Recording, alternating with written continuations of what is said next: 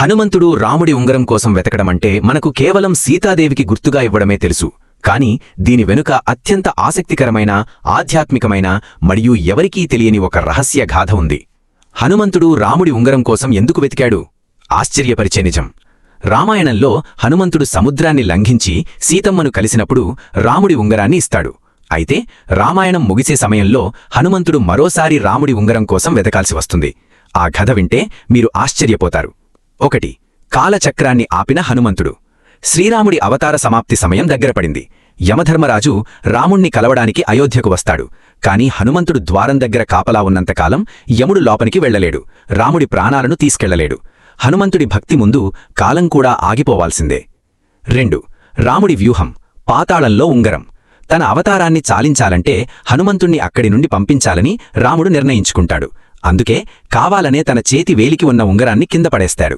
అది నేలమీద పడగానే ఒక చిన్న రంధ్రం గుండా పాతాళలోకానికి జారిపోతుంది.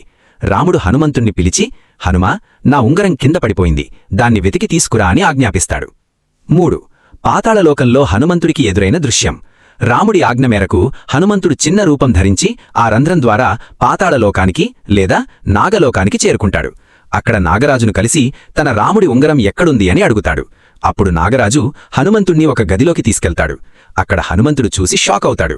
ఆ గదిలో వందల కొద్దీ రాముడి ఉంగరాలు కుప్పలుగా పడి ఉంటాయి. అన్నీ ఒకేలా మెరుస్తూ ఉంటాయి. 4. అసలైన ఉంగరం ఏది? కంగారుపడిన హనుమంతుడు, ఇందులో నా రాముడి ఉంగరం ఏది అని అడుగుతాడు. అప్పుడు నాగరాజు నవ్వుతూ ఇలా అంటాడు, హనుమా, కాలచక్రం తిరుగుతూనే ఉంటుంది. ప్రతి త్రేతాయుగంలోనూ రాముడు జన్మిస్తాడు. తన అవతారాన్ని చాలించే ముందు ఇలాగే ఉంగరాన్ని కింద పడేస్తాడు. ఆ ఉంగరం ఇక్కడికి చేరుతుంది.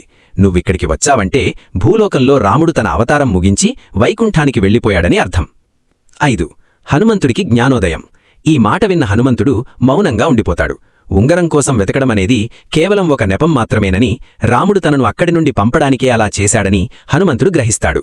రామాయణమనేది ఒకసారి జరిగేది కాదని, అది ఒక అనంత కాలచక్రంలో భాగమని ఆయనకు అర్థమవుతుంది.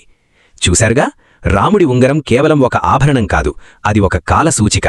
హనుమంతుడికి మృత్యువంటే భయం లేదు, కాని రాముడి ఎడబాటును ఆయన భరించలేరు. అందుకే రాముడు ఈ చిన్న మాయానాటకాన్ని ఆడాల్సి వచ్చింది. ఈ అద్భుతమైన కథ మీకు నచ్చితే వీడియోను లైక్ చేయండి మరియు మీ స్నేహితులతో పంచుకోండి.